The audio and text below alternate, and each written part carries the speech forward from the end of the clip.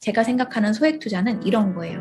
적은 돈으로 싼 것을 사는 게 아니라 적은 돈을 어떻게 하면 잘 활용할 수 있을지 그 부분을 한번 고민해 보시면 어떨까 싶습니다. 안녕하세요. 똘콩현주입니다. 부동산 소액 투자라고 하면 많은 분들이 갭 투자를 떠올리실 것 같은데요. 일단 갭 투자가 뭐지? 생소하신 분들을 위해서 의미를 좀 설명을 드리자면 첫 번째는 세입자가 기존에 살고 있는 집을 매수하는 경우를 이야기하고요. 두 번째는 현재 공실이거나 또는 공실 예정인 집을 사서 전세 세입자를 새롭게 구하는 것, 이렇게 두 가지로 볼 수 있어요. 짧게 요약을 드리자면 첫 번째는 전세가 껴있는 집을 사는 거, 두 번째는 집을 사서 전세 세입자를 새롭게 세팅하는 것. 이렇게 두 가지가 있는 거죠.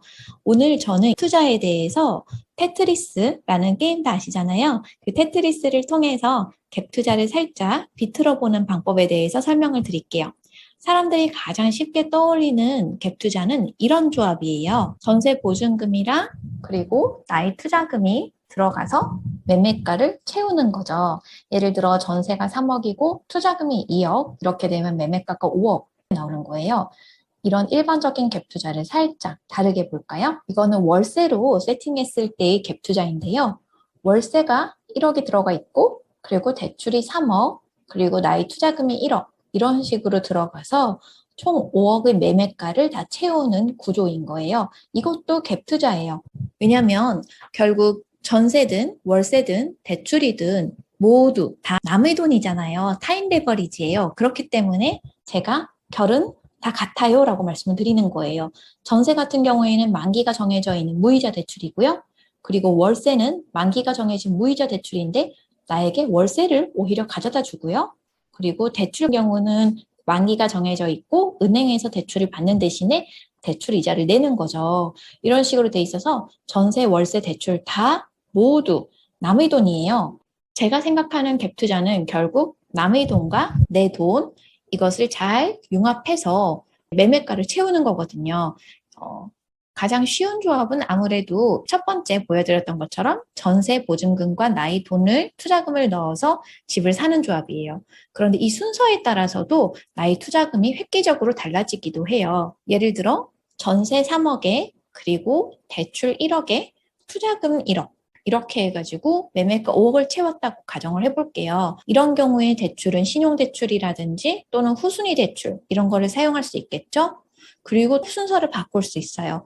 대출을 2억을 넣고 그다음 전세를 시세보다 1억 정도 저렴하게 2억으로 넣고 나의 투자금은 1억으로 이렇게 만들 수도 있는 거죠. 이런 조합을 선대출 투자라고 하고 돈이 들어가지 않는다고 해서 무피 또는 플러스 피라고 해서 풀피 등으로 세팅이 가능한 구조예요. 제가 앞서서 월세든 전세든 대출이든 결국 결은 다 동일해요 라고 말씀드렸는데요.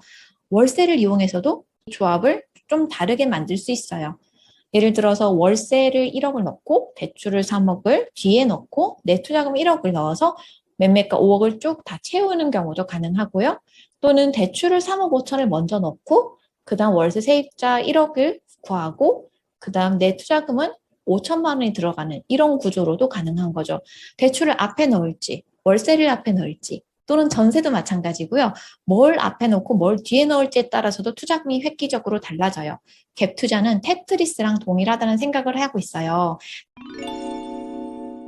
다만 타임 레버리지를 쓰실 때는 주의점이 두 가지 있어요. 저는 모든 투자를 이렇게 타임 레버리지를 많이 사용하지는 않거든요. 타임 레버리지를 많이 활용했을 때의 단점도 분명히 있기 때문이에요. 주의점 첫 번째는 반드시 상승하는 지역에서 사용하셔야 돼요. 매매가가 5억이고 남의 돈은 4억 5천을 썼는데 나의 돈은 그럼 5천만 원이 들어가게 되는 거죠. 하필 하락장을 맞이하게 되면은 은행에서 대출을 상환하라는 압박이 들어올 수도 있어요. 은행은 감정평가 금액을 기준으로 대출을 실행해 주는데 매매가가 하락하면서 감정평가 금액도 하락하게 되는 거죠. 그렇게 되면은 은행에서 이 집의 담보가 하락했기 때문에 일부 상환해 주세요라고 요청을 할 수도 있어요. 이렇게 되면 내 돈을 넣어야겠죠? 또는 전세가가 하락하기도 해요. 이렇게 돼도 제 돈이 더 들어가게 되겠죠. 이렇기 때문에 타임 레버리지를 많이 사용하는 경우에는 반드시 꼭 상승하는 지역, 상승하는 단지여야 돼요. 그리고 주의점 두 번째는요. 반드시 플랜 B와 C도 좀 마련하셨으면 좋겠어요.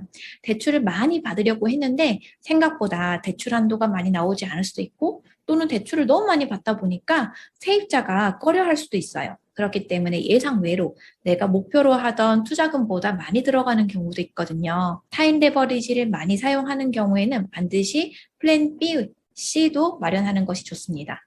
그리고 마지막으로 당부의 말씀을 드리자면 한 번 시도를 해가지고는 잘 안 될 수도 있어요. 그렇기 때문에 첫 번째 시도로 실패했다고 해서 실망하지 마시고요. 두 번째도 또 해보시고 세 번째도 이렇게 횟수를 거듭해 가시면서 훨씬 더 좋은 조합을 만드실 수 있을 거예요. 제가 생각하는 소액 투자는요. 이런 거예요. 투자 금액이 적은 분들은 대부분 본인의 눈높이를 낮추는 경향이 있어요. 그래서 투자처를 검색할 때부터 공시지가 1억 이하를 투자해야지 또는 2억대 아파트를 투자해야지 라고 눈높이가 고정되어 있는 경우가 많거든요. 그럴 때마다 저는 저희 막내를 생각하는데요. 저희 막내는 현재 5살이에요. 눈높이가 딱 주방 싱크대 높이보다 조금 위에 있는데요. 그래서 싱크대 위에 정수기 물을 마시려고 하면 의자를 놓아야 되는 거예요. 이 의자를 밟고 올라서야지 정수기에 손이 닿아요. 이 의자가 저는 바로 레버리지라는 생각을 해요. 본인의 키는 그대로지만 레버리지를 이용해서 조금 더 높은 곳의 물건을 가질 수 있어요. 제가 생각하는 소액 투자는 이런 거예요. 적은 돈으로 싼 것을 사는 게 아니라 적은 돈을 어떻게 하면 잘 활용할 수 있을지 그 부분을 한번 고민해 보시면 어떨까 싶습니다. 금리 인상기인데 대출이라니? 라고 생각하실 수 있겠지만 오히려 이 시기이기 때문에 더 공부를 해야 된다고 생각해요.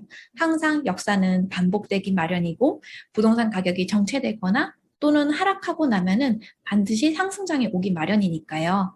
얼마 전까지만 해도 시장이 초보 투자자들의 진입을 기다려주지 않았어요. 그런데 지금은 시장이 더디게 흐리고 있기 때문에 충분히 공부하고 진입하실 수 있어요. 레버리지는 양날의 칼이지만 분명 좋은 도구니까요. 테트리스를 잘 하려면 블록의 특징을 잘 알아야겠죠? 다음 시간에는 대출의 기본에 대해서 좀 설명을 해드릴게요. 기대해 주세요. 시청해 주셔서 너무너무 감사합니다. 앞으로도 좀 더 좋은 정보를 찾아올게요. 구독과 좋아요는 사랑입니다. 이상 똘콩현주였습니다. 다음에 또 봬요.